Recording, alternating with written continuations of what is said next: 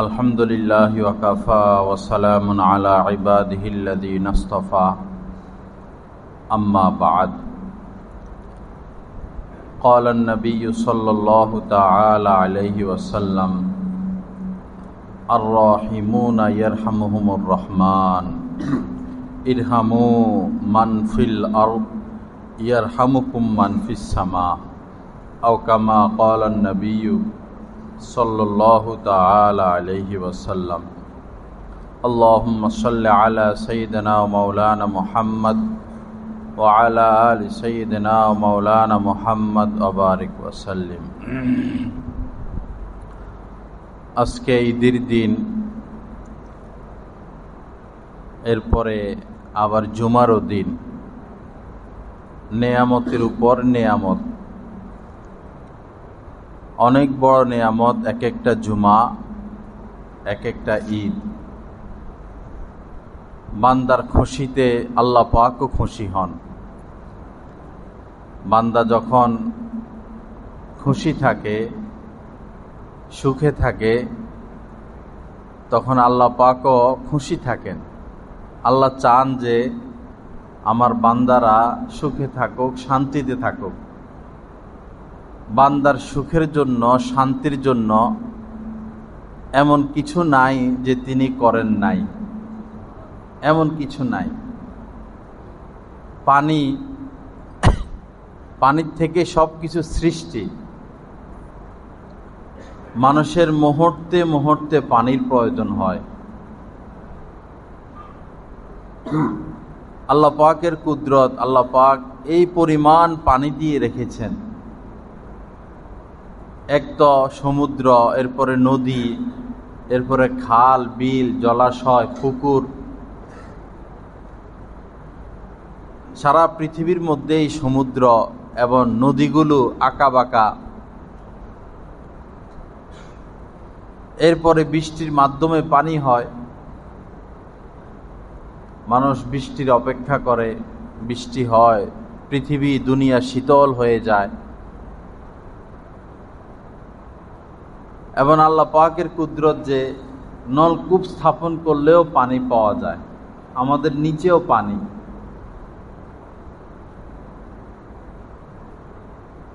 তো মানুষের বাঁচার জন্য পানির প্রয়োজন। কত পানি তিনি দিয়ে রেখেছেন, পানির কোনো হিসাব নাই। মুহূর্তে মুহূর্তে আমরা আল্লাহ পাকের লাখো কোটি নিয়ামতের মধ্যে ডুবন্ত, কিন্তু এগুলো আমরা খেয়াল করি না। দুই চোখ, দুই চোখের আলো দেখতে পারা। কাহারও অনেক সম্পত্তি, কিন্তু সে চোখে দেখে না। তো তার চেয়ে আর বড় হতভাগা কে? কথা বলতে পারা, কথা বলতে পারা। কিভাবে কথা বলি, কিভাবে আওয়াজ আসে, শব্দ কিভাবে তৈরি হয়। মাথার ব্রেন, চিন্তা শক্তি, এটা আল্লাহ পাকের কত বড় নিয়ামত। লক্ষ লক্ষ নিয়ামতে আমরা ডুবন্ত। এত বড় পাহাড়, এত বড় গাছপালা, বট গাছ, তাল গাছ, তারা হাঁটতে পারে না। এক জায়গায় তাদেরকে অবস্থান করতে হয়। কিন্তু কত ছোট মানুষ কি সুন্দরে হাঁটে। হাত কি সুন্দর, হাত দিয়ে আমরা একটা জিনিস ধরতে পারি। আঙ্গুলগুলো, আঙ্গুলের ভাঁজগুলো সবই আল্লাহ পাকের নিয়ামত।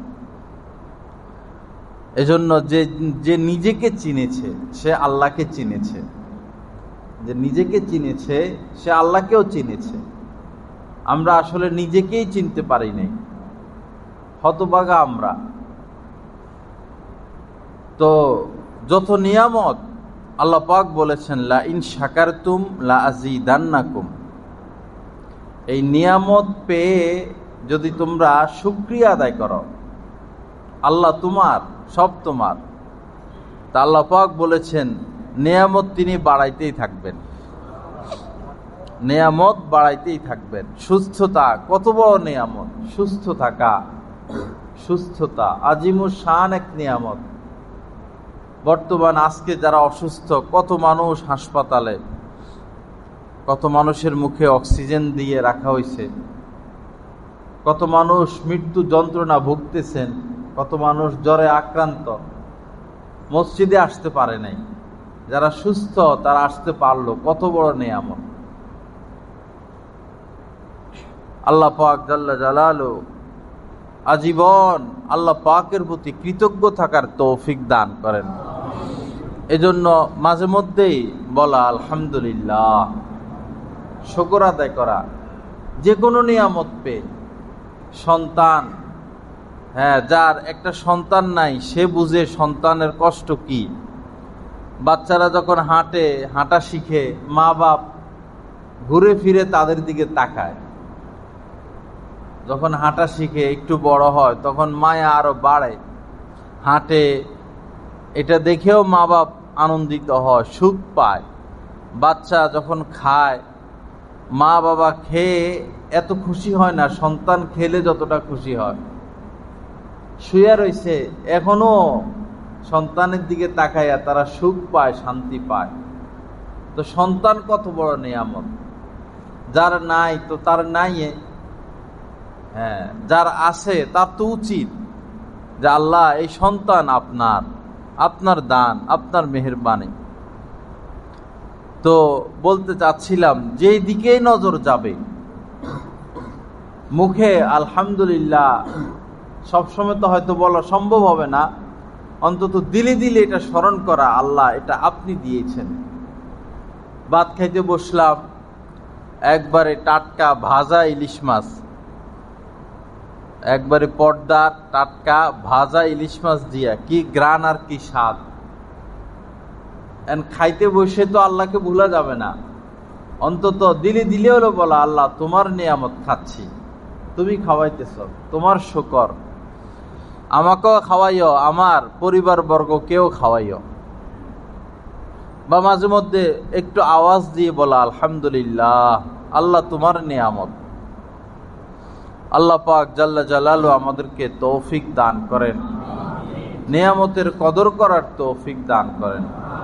ওয়া ইন তাউদ্দু নি'মাতাল্লাহি লা তুহসুহা, কোরআনে কারীমের মধ্যে আল্লাহ পাক বলেছেন, আমার নিয়ামত যদি তোমরা গণনা করো, কি পরিমাণ নিয়ামত দিলাম, এটা যদি গণনা করো, কোনো দিন গণে শেষ করতে পারবে না, কোনো দিন না। এই পরিমাণ নিয়ামত দিয়ে, এই পরিমাণ নিয়ামতের মধ্যে আমরা ডুবন্ত। তথাপি জান্নাত তো আছেই, জান্নাত তো আছে। জান্নাতে গেলে আর কাহারও কোনো চাহিদা বাকি থাকবে না। দুনিয়াতে কোনো মানুষের চাহিদা কোনো দিন পুরা হবে না, যত সম্পদ কামাই করুক না কেন, চাহিদা কখনো পুরা হবে না। কিন্তু জান্নাত এমন এক নিয়ামত যে সকলকে আল্লাহ পাক পর্যাপ্ত পরিমাণে দিবেন। ওয়ালাকুম ফিহা মা তাশতাহি আনফুসুকুম, ওই জান্নাতে তোমরা যে যাই চাইবে তাকে সেটাই দেওয়া হবে, যে যা চাবে। জান্নাত এত বড় নিয়ামত, সুখ আর সুখ, শান্তি আর শান্তি। সুখের কারণে আর কেউ ঘুমাবে না, সেখানে ঘুম নাই। শুধু নিয়ামত ভোগ করা, অটোমেটিকলি মানুষের মুখে দাঁড়িয়ে আসবে না। মোষ থাকবে পুরুষের, কিন্তু দাঁড়িয়ে আসবে না। এবং আমরা আমাদের আকৃতি পাল্টাইতে পারবো। দুনিয়াতে তো কেউ কাহারো চেহারা পরিবর্তন করতে পারে না, কালো কালোই থাকে, সাদা সাদাই থাকে। যার চেহারা যেমন, কারো নাক বোসা, কারো ঠোঁট মোটা। জান্নাতে চেহারা পরিবর্তন করা যাবে, আপনি যেমন মন চায় এমন সাজতে পারবেন। এর নাম হচ্ছে জান্নাত। তো সেটা আরো বড় নিয়ামত। তো দুনিয়াও আল্লাহ পাক এত কিছু দিয়েছেন, আমাদেরকে কষ্ট দেওয়া আল্লাহ পাকের উদ্দেশ্য না। আল্লাহ পাক আমাদের জন্য সহজ করেছেন, কিন্তু আমরাই পাপের কারণে নিজের বোঝা ভারী করি, পাপ করে করে নিজের বোঝা ভারী করি। কোরআন হাদিস সুস্পষ্ট, এই পথে গেলে তুমি বিপদে পড়বা, আর এই যে আল্লাহ আল্লাহ রাসূলের পথ, এই পথ তোমার জন্য নিরাপদ। তা আমরা জেনে শুনেই বিপদের পথে হাঁটি, জেনে শুনে তো বিপদে তো পড়তেই হবে। ওদিকে তো নিষেধ করেছেন সরকার, কোনো কিছু নিষেধ করলে জনগণকে এটা মানতে হয়, এটা নিয়ম। তো দুনিয়ার যে কোনো সরকারের জ্ঞান অসীম না, সসীম, সীমিত। সমস্ত মানুষই সীমিত জ্ঞানের অধিকারী। আল্লাহ পাক এবং আল্লাহ রাসূল অসীম। আল্লাহ পাকের জ্ঞান অসীম, কুল কিনারাহীন। আমরা হয়তো বুঝবো, হয়তো বুঝবো না, সব কিছু বোঝা সম্ভব না। আল্লাহ পাকের এক পবিত্র নাম হচ্ছে হাকিম, হিকমতওয়ালা। এজন্য আমাদের জীবনে অনেক ঘটনা ঘটে যায়, আমরা ভুলবশত বলে বসি যে আল্লাহ এটা কেন করলেন, এটা না হইলেও তো পারত। এটার মধ্যে যে আল্লাহর কি হিকমত আছে সেটা তো আমরা জানি না। এক লোক ট্রেনে করে যাচ্ছে, তো লম্বা সফর, দীর্ঘ সময় থাকতে হবে। তো সে মনে মনে ভাবতেছেন যে যদি হাত পা গুলো নাট বল্টু সিস্টেম হইতো, পায়ের নাট খুলা পা আলাদা করে রাখতাম, হাতের নাট খুলা হাত আলাদা করে রাখতাম, একটা ব্যাগে ভাঁজ করে রাখতাম, আমি ছোট্ট হইয়া একটু আরাম করতাম। এরকম যদি সিস্টেম হইতো তাহলে ভালো হইতো। আল্লাহ কি বানাইলো, হাত আলাদা করতে পারি না, পা আলাদা করতে পারি না। এই পরে তো লম্বা সফর, এক পর্যায়ে দেখা গেল যে তার ব্যাগ চুরি হয়ে গেছে। সাথে যে ব্যাগ, সেই ব্যাগ নাই, ব্যাগকে নিয়ে গেছে। পরে তার জ্ঞান আসলো আর কি, যে যদি নাট বল্টু সিস্টেম হইতো হাত পা, তা আমি হয়তো আমার হাত খুলা ব্যাগে রাখতাম, পা খুলা ব্যাগে রাখতাম। তো চোরে যে ব্যাগ নিয়ে গেল, তো আমার হাত পায়ে তো নিয়ে গেল, কত বড় বিপদ হইতো। এক ব্যক্তি বাথরুম করতেছে, ওয়াশরুম। আগের জামানায় তো বাথরুম গুলো খোলা থাকতো, খোলা, তো অনেক কীট পতঙ্গ দেখা যাইতো আর কি। তো তার ঘৃণা লাগলো এই কীট পতঙ্গ, কেড়া, এগুলো দেখে। সে ভাবতেছে যে আল্লাহ এটা কি দরকার ছিল এটা সৃষ্টি করার দরকার, এই ঘৃণিত জিনিস আল্লাহ পাক সৃষ্টি না করলেও তো পারতেন, কেন তিনি সৃষ্টি করলেন? যা হোক, বেচারা এক সময় অন্ধ হয়ে গেল, চোখে দেখে না, অন্ধ হয়ে গেছে। ধনী মানুষ ছিলেন, অনেক চিকিৎসা করাইছেন, কিন্তু তিনি আর সুস্থ হন না। একবার ওই যে অনেক সময় রাস্তাঘাটে ওষুধ বিক্রি করে, এরকম এক লোক এসে বলল যে আমি চোখের চিকিৎসা করি। লোকজন বলল যে একজন চক্ষু ডাক্তার আসছেন, আপনি একটু যান, চিকিৎসা করান। সে দাম দিল না, সে বলতেছে কত বড় বড় ডাক্তার দেখাইলাম, কাম হইল না, এটা আর কি। যাক, অনেকের চাপ চুপ খাইয়া সে গেল। পরে সে চোখে ওষুধ লাগাইয়া দিল, ফোঁটা ফোঁটা দিল, এই লোক সুস্থ হয়ে গেছে। পরে সে বলল, ভাই কত ডাক্তার কবিরাজ, কত চিকিৎসা করাইলাম, সুস্থ তো হলাম না, আপনি কি এমন ওষুধ দিলেন যে সুস্থ হয়ে গেলাম? এই ওষুধ বানাইলেন কি দিয়া? তো ওই ডাক্তার সাহেব বললেন যে এখানে তো অনেক উপাদানই নেওয়া হয়েছে, তবে বেশিরভাগ সিংহভাগ উপাদান পায়খানার কিট থেকে আমি নিয়েছি, পায়খানার কিট থেকে। তখন তার চোখ খুলল যে আল্লাহ পাক কোনো কিছুই অযথা সৃষ্টি করেন নাই, সব কিছুর মধ্যে হিকমত আছে। আল্লাহ পাককে চিনার তৌফিক দান করেন, আল্লাহ পাকের নৈকট্য অর্জনের তৌফিক দান করেন। তো আল্লাহ রাসূল রাস্তা দেখাইয়া দিছেন, এটা ভুল পথ, এটা সঠিক পথ। এখন আমরা ইচ্ছা করে যদি ভুল পথে অগ্রসর হই, তো আমরা ক্ষতিগ্রস্ত হব, কিছু করার থাকবে না। আর যদি সঠিক পথে আমরা হাঁটি, তো আল্লাহ পাকই আমাদেরকে হেফাজত করবেন। আল্লাহ পাকই। মানুষের যখন মেয়েরা বিশেষ করে বড় হয়, স্কুল কলেজে পড়ে, তখন পিতামাতা একটা ভয়ের মধ্যে থাকে। বিশ্বাস নাই, তো বিশ্বাস নাই, বিশ্বাস রাখাও মুশকিল, কখন কোনটা ঘটে যায়, ঘটাইয়া ফেলে। ওই সময় তাদের আর হিতাহিত জ্ঞান থাকে না, মান সম্মান তাদের মধ্যে ওইটার কাজ করে না। এক ধরনের মজনু হয়ে যায়, তারা পাগল পারা হয়ে যায়, অজ্ঞানের মতো থাকে। তো তারা বয়সের দোষে একটা কিছু করেই তো ফেলে, পরে অপমান তো হয় মা বাবার, লাঞ্ছিত হয় পিতামাতা। তো দোষটা তো ছেলে মেয়ের পরে, আগে তো মা বাবার। আপনি আপনার সন্তানকে ওই পথে কেন বড় করলেন, ওরকম সুযোগ সুবিধা কেন দিলেন? ইদানিং এর এক ঘটনা, আমাদের অত্র এলাকারই দিনদার ফ্যামিলি, মেয়েও দিনদার, ঘরে কোনো মোবাইল নাই। তো যা হোক, পরে এক পর্যায়ে তারা একটা মোবাইল কিনছে, টাচ মোবাইল, কিন্তু সেটা তারা সতর্ক রাখে, সন্তানের হাতে দেয় না, সতর্কতার সাথে রাখে।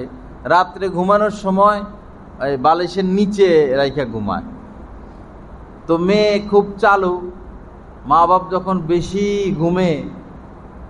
ঘুমাইয়া পড়ে, তখন আস্তে যাইয়া মোবাইল এটা নিয়ে আসে, আর সারা রাত কি করে না করে এটা মা বাপের খবর নাই। যাই হোক, একদিন ঠিকই খবর পাইছে যে এত রাত কথা বলে কে, যাইয়া দেখে যে নিজেদেরই মোবাইল, মেয়ে কথা বলতেছে।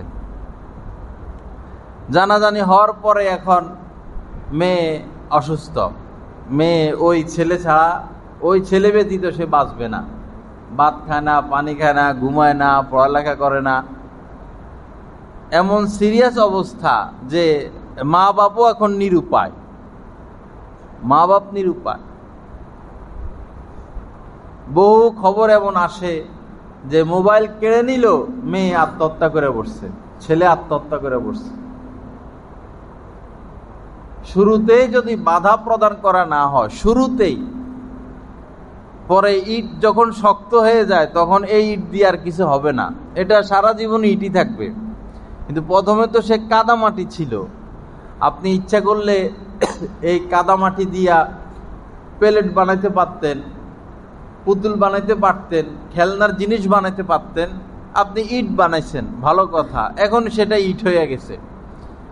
এই ইট গুঁড়া গুঁড়া করা যাবে, কিন্তু সেটা ইটই থাকবে, ইটের গুঁড়া হবে। তো প্রাথমিকভাবে মানুষ, সন্তান যখন ছোট থাকে, মন নরম থাকে, স্বচ্ছ থাকে, পরিচ্ছন্ন থাকে, পাপের পরিবেশের কারণে সন্তান পাপ শিখে, অপরাধ শিখে, অপরাধে জড়িত হয়, এক পর্যায়ে তেড়া হয়ে যায়, তেড়া কিসিমের হয়ে যায়, ঘোড়া হয়ে যায়, আর পিতা মাতার কথা সে মানে না, অবাধ্য হয়ে যায়। আল্লাহ আমাদেরকে হেফাজত করেন, আল্লাহ পাক আল্লাহর পথে চলার তৌফিক দান করেন। এজন্য বাবা, কদম কদম চিন্তা করা, এখানে শরীয়তের হুকুম কি, ইসলামের নির্দেশ কি, আল্লাহ রাসূল কি বলেছেন, কোরআনে কি আছে, হাদিসে কি আছে, নিজেদের মন মতো, খামখেয়ালি মতো না করা। আমাদের সকলের জ্ঞান সীমিত, অল্প জ্ঞানের অধিকারী। একজন মানুষ যত বড় শিক্ষিত হোক না কেন, তাও সে অল্পই জানে, খুব অল্প জানে। জাননেওয়ালা সবচেয়ে বেশি জানেন আল্লাহ রাসূল। বইস্তু মুআল্লিমান, আল্লাহ রাসূল বলেছেন যে আমি কি শিক্ষক হিসাবে প্রেরিত হয়েছি, শিক্ষক হিসাবে। বইস্তু মুআল্লিমান, এই যে আল্লাহ রাসূল যে লিখতে পারতেন না, আল্লাহ যে লেখা শিখান নাই, এটার অনেকগুলো কারণ। এক কারণ এই যে লেখা শিখতে হলে তো কারো ছাত্র হইতে হবে, এটা তো হাতে কলমে শিখতে হয়। এখন তিনি তো সবার বড়, তিনি কেমনে আরেকজনের ছাত্র হবেন? ছাত্র হইলে তো তার উপর একজন চলে গেল। এছাড়া আরবে আল্লাহ রাসূলের নিকট ওহী নাজিল হওয়ার আগে সমস্ত আরববাসী আল্লাহ রাসূলকে সবচেয়ে বেশি সত্যবাদী মনে করতেন, বিশ্বস্ত মনে করতেন, এবং তারা আল আমিন বলে উপাধিও দিয়েছিল। সর্বশেষ আরবরা যখন কাবা সংস্কার করে, কাবা শরীফ সংস্কার হয়ে গেছে, এখন হাজরে আসওয়াদ যে পাথরটা, এই পাথরটা তো রাখতে হবে স্বস্থানে। এখন কে পাথর রাখবে? এটাকে তারা সম্মানিত মনে করতেন, যে যিনি সবচেয়ে বেশি সম্মানিত তিনি এই পাথরটা রাখবেন। তো তাদের তো গোত্র, এই গোত্রের লোক বলে আমরা রাখবো, ওই গোত্রের লোক বলে তারা রাখবে। এটা নিয়ে ঝগড়া ফাসাদ, মারামারি, খুনাখুনির পর্যায়ে, কেউ কাউকে ছাড় দেয় না। যা হোক, পরে একদিন তারা পরামর্শে বসছে, গোত্র প্রধানরা বসছে রাত্রে, বসে দীর্ঘ সময় কোনো কিছু মাথায় আসে না, কোনো সমাধান আসে না, কি করবে। পরে এক পর্যায়ে তারা সিদ্ধান্ত নিলেন যে আমরা আজকে রাত্রে এখানে অবস্থান করব, আর বাইরে যাব না। সকালবেলা সর্বপ্রথম যে ব্যক্তি কাবা শরীফে আসবে, সর্বপ্রথম সূর্য উদিত হওয়ার পরে তিনি হাজরে আসওয়াদকে তার স্থানে রেখে দিবেন। এই কথার উপর সবাই সিদ্ধান্ত নিল। সারা রাত এখানে বসা, ওই সময় তো আর ফোন নাই যে ফোন করে গোপনে খবর দিবে। সারা রাত বসা, সকালবেলা দেখলেন যে সর্বপ্রথম যিনি কাবা শরীফের দিকে আসতেছেন তিনি হচ্ছেন হযরত মুহাম্মদ সাল্লাল্লাহু আলাইহি সাল্লাম। ওই সময় তিনি নবুয়ত পান নাই। তা আল্লাহ রাসূলকে দেখেই তো সবাই তো চিনে যে সে তো আল আমিন, সবচেয়ে বিশ্বস্ত ব্যক্তি। সে কখনো মিথ্যা বলেনি, মিথ্যা বলতে পারেও না। সবাই খুশি হয়ে গেছেন যে সেই উপযুক্ত হাজরে আসওয়াদকে কাবা শরীফের জায়গায় স্থাপন করার। পরে আল্লাহ রাসূল কি করলেন, তিনি তার তো হিকমত সমুদ্রের পানির চেয়ে বেশি। তিনি বললেন যে বড় একটা চাদর নেন। চাদর নিল, বললেন যে আপনাদের গোত্রের মধ্যে প্রত্যেক গোত্রের যারা প্রধান বা সম্মানিত ওরকম একজন একজনকে খবর দেন। সব গোত্রের লোক আসলো, বললেন সবাই চাদর ধরেন। চাদরের চতুর্পাশে সবাই ধরলো, সব গোত্রের লোক, এখন সবাই মহা খুশি।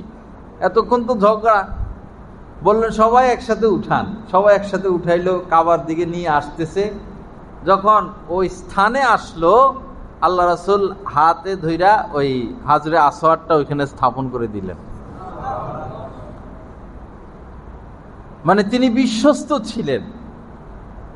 যেদিন তিনি কালেমার দাওয়াত দেন, সর্বপ্রথম পাহাড়ের উপর উঠেছেন, আরববাসীকে ডাকলেন, ডেকে বললেন, হে আরববাসী, তোমাদের কি মনে হয় আমি যদি বলি যে পাহাড়ের ওই পাশে তোমাদের দুশমনরা সশস্ত্র এখনই তোমাদের উপর হামলা করবে, তোমরা কি আমার কথা বিশ্বাস করবে? সকলে এক বাক্যে বলেছিলেন যে তুমি মানে তোমার প্রত্যেকটা, তুমি যদি বলো যে দুশমন চলে এসেছে, অবশ্যই আমরা তোমার কথা বিশ্বাস করব। আমাদের এসে দেখার প্রয়োজন নাই, আমাদের যাচাইয়ের প্রয়োজন নাই, দেখার প্রয়োজন নাই, কারণ তুমি আল আমিন, কখনো তুমি মিথ্যা বলো নাই, তোমার দ্বারা মিথ্যা বলা সম্ভব না। তখন তিনি বলেছেন যে আল্লাহ এক, তোমরা এক আল্লাহর ইবাদত করো, আমি তার প্রেরিত রাসূল। এতদিন তার প্রতি বিশ্বস্ততা, কিন্তু যখনই এ কথা বললেন, সর্বপ্রথম তার চাচা আবু লাহাব রাসূলের দিকে পাথর নিক্ষেপ করল। অথচ ওই চাচার সাথে তার মেয়েদের, চাচাতো ভাইয়ের সাথে তার মেয়েদের আত্মীয়তা ছিল। দুই মেয়ের শ্বশুর হচ্ছেন আবু লাহাব। তো যা হোক, তো কোরআন যে আল্লাহ রাসূল যে লিখতে পারতেন না, এটার যে হিকমতটা, আরেকটা হিকমত, কোরআন যে তার উপর নাজিল হয়েছে, যদি তিনি লিখতে পারতেন, পড়তে পারতেন, তো আরবরা বলতো যে তুমি নিজেই তো শিক্ষিত, তুমি লিখতে পারো, তুমি পড়তে পারো, তুমি এগুলা নিজে নিজে লিখছ। এই কথা বলার সুযোগ ছিল। এই কথা বলার সুযোগ যেন আরবরা না পায়। তারা জানতেন যে তিনি লিখতে পারেন না, তারা জানতেন তিনি পড়তে পারেন না, তাহলে এই বিশ্বের সেরা সাহিত্য তিনি কোথায় থেকে বলেন? ওই কথার সুযোগ বন্ধ করে দেওয়ার জন্য আল্লাহ রাসূল প্র্যাকটিক্যাল, বাস্তবে রাসূলকে লেখা শিখেন নাই, রাসূলকে পড়া শিখেন নাই। যার কারণে আরবরা অস্বীকার করতে পারেন না। রাসূলকে জাদুকর বলেছেন, রাসূলকে পাগল বলেছেন, কিন্তু রাসূলের উপর যে কিতাব নাজিল হতো, যে কোরআন তিনি তেলাওয়াত করে শোনাতেন, এটাকে তারা মিথ্যা বলতে পারে নাই। ওই জামানায় শ্রেষ্ঠ শ্রেষ্ঠ সাহিত্যিক ছিল, কোন সাহিত্যিকই এটাকে অস্বীকার করতে পারে নাই। তো এই যে একটা বিশ্বস্ততা, এটা আমাদের মধ্যে আজ নাই। লা ঈমান লিমান লা আমানাতা লা ওয়ালা দীন লিমান লা আহদ লা। আল্লাহ রাসূল যখনই নসিহত করতেন, বেশিরভাগ সময় এই কথাটা বলতেন যে যে ওয়াদা রক্ষা করে না, যার ওয়াদার ঠিক নাই, অঙ্গীকারের ঠিক নাই, সে কোনোদিন পরিপূর্ণ মুমিন না। লা ঈমানা, তার ঈমানই নাই, মানে সে পরিপূর্ণ ঈমানদার না। ওয়ালা দীনা লিমান লা আহাদা লা, হ্যাঁ, লা ঈমানা লিমান লা আমানাতা লা, যার মধ্যে আমানতদারিতা নাই, কেমন যেন তার মধ্যে ঈমানই নাই।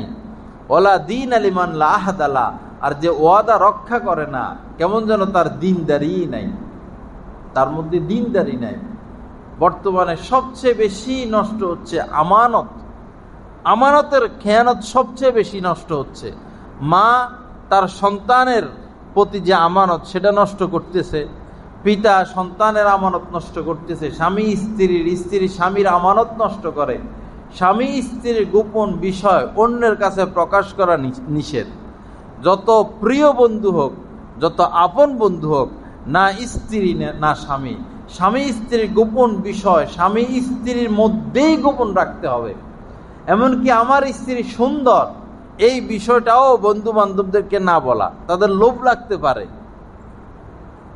বন্ধু বান্ধব তো স্বার্থকেন্দ্রিক, পয়সা ছিটাইতে পারবেন, বন্ধুর অভাব নাই। বিপদে পড়ে গেছেন, এখন হাতি ওই ব্যাঙ্গে আইসাও লাথি মারবে। গর্তে যখন হাতি পড়ে যায়, তখন কে আইসা লাথি মারে? ব্যাঙ্গে এসে হাতিরে লাথি মারে, কারণ বেচারা গর্তে পড়ছে, এখন আর উঠতে পারে না।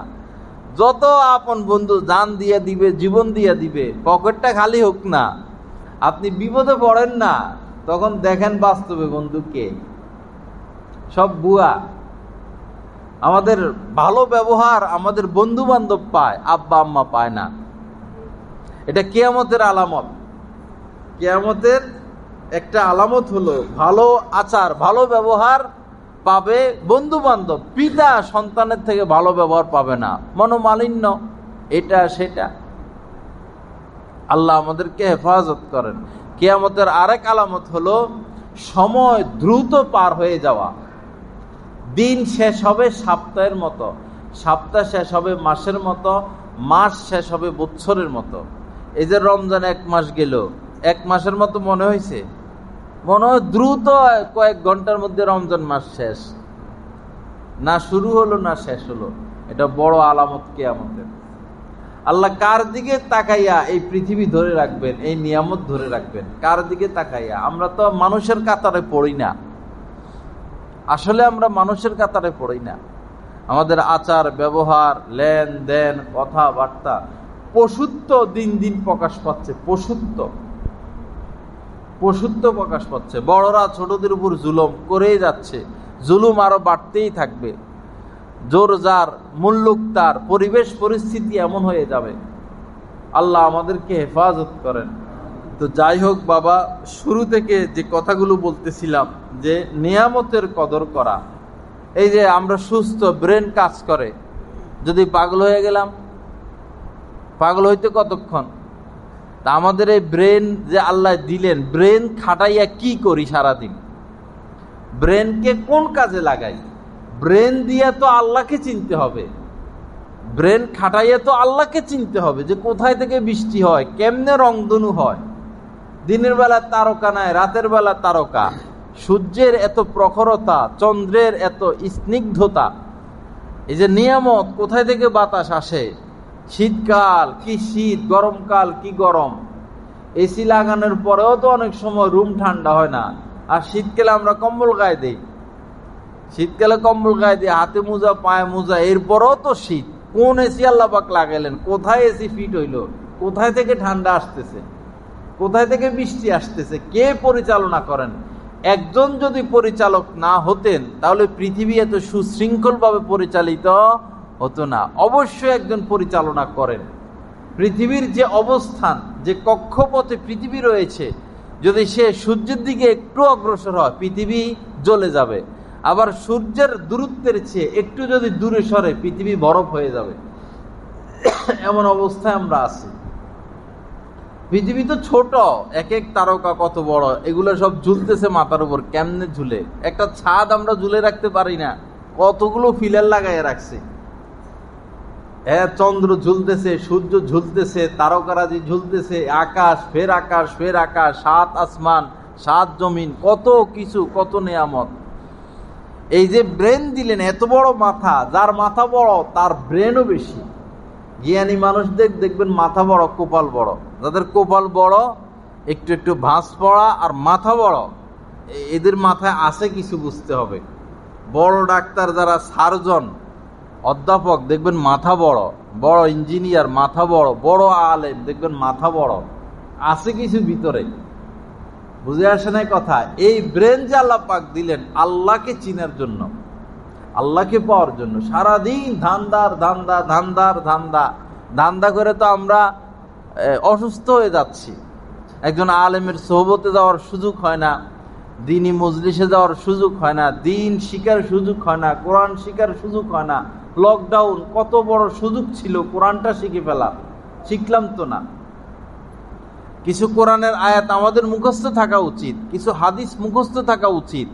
নাস্তিকদের যে প্রশ্নগুলো আমাদের আস্তিকদের উপরে, এই প্রশ্নগুলো উত্তর আমাদের জেনে রাখা ভালো।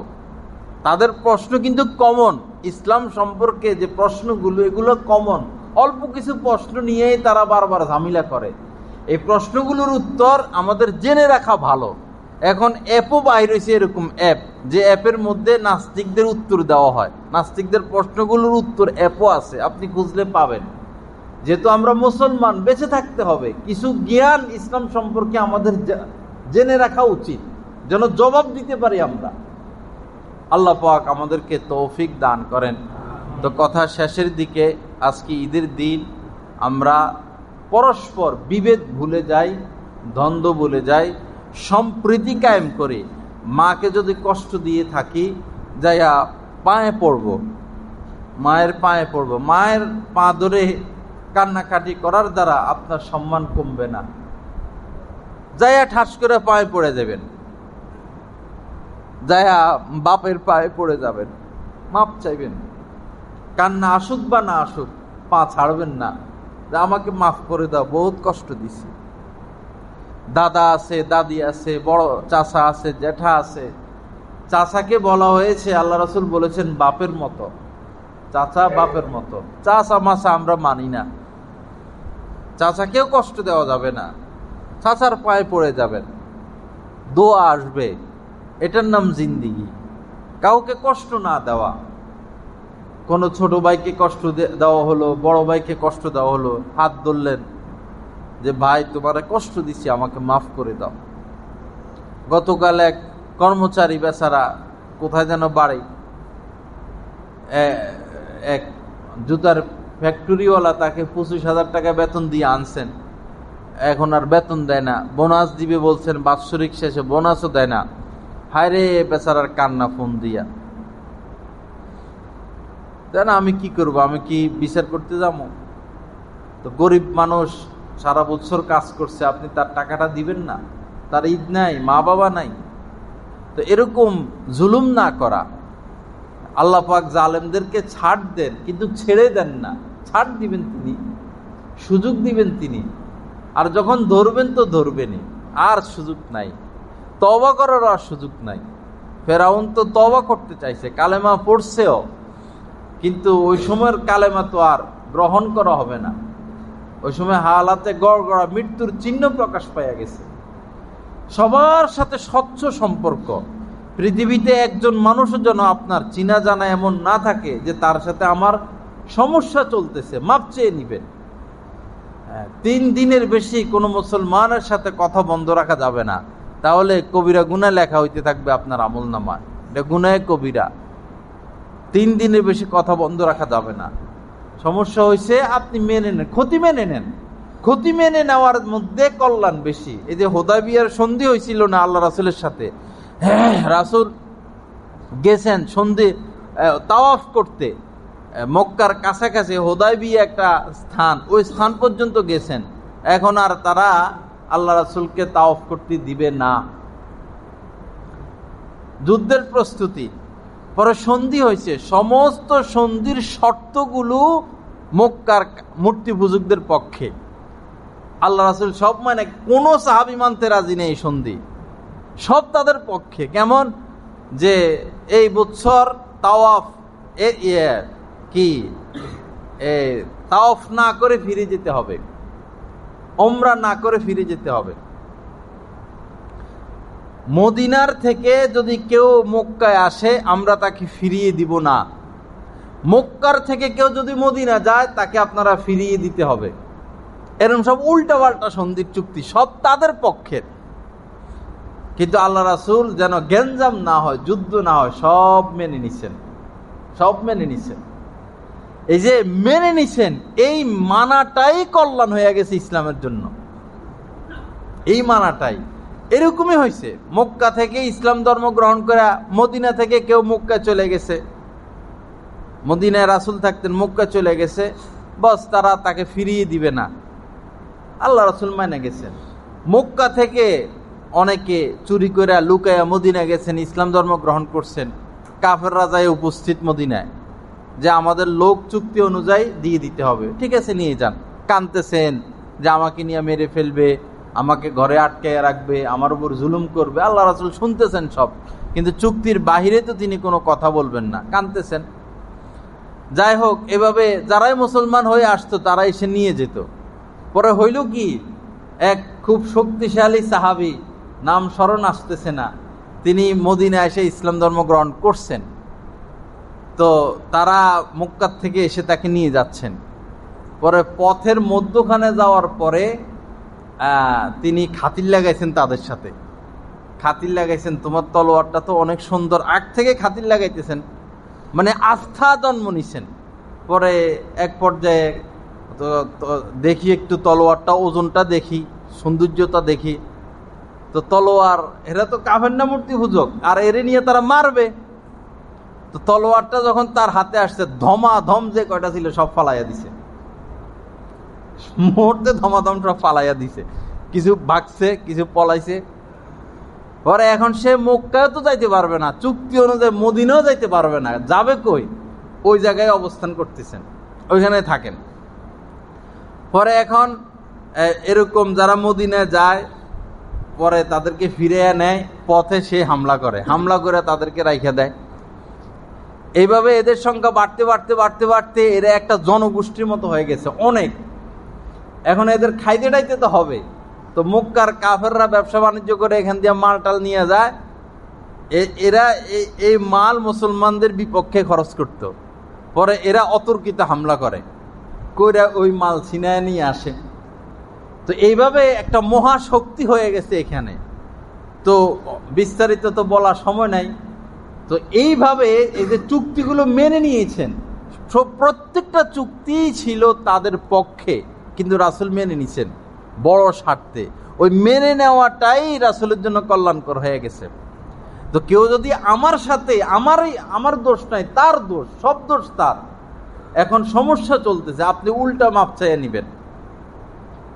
সম্পর্ক সুন্দর রাখা, কাহারও সাথে দুশ্মনী সৃষ্টি না করা, রুহামাউ বাইনাহুম।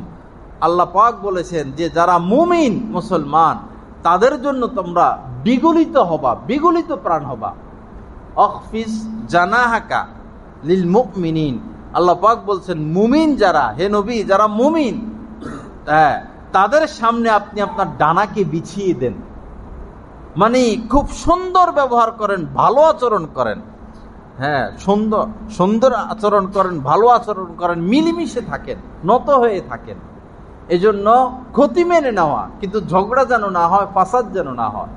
আল্লাহ পাক আমাদের সকলকে এই কথাগুলোর উপর আমল করার তৌফিক দান করেন। যাদেরকে কষ্ট দিয়েছি তাদের থেকে মাপ চেয়ে নিব, বিশেষ করে মা বাবার থেকে মাপ চেয়ে নিব, দূরে থাকলে ফোনে মাপ চেয়ে নিব।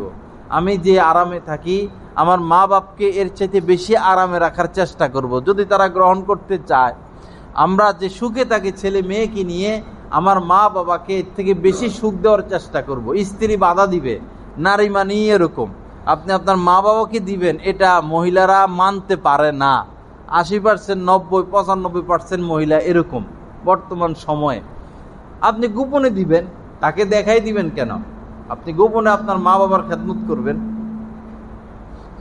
পাশাপাশি শ্বশুর শাশুড়িরও খোঁজ খবর নিবেন, এটা আপনার নৈতিক দায়িত্ব।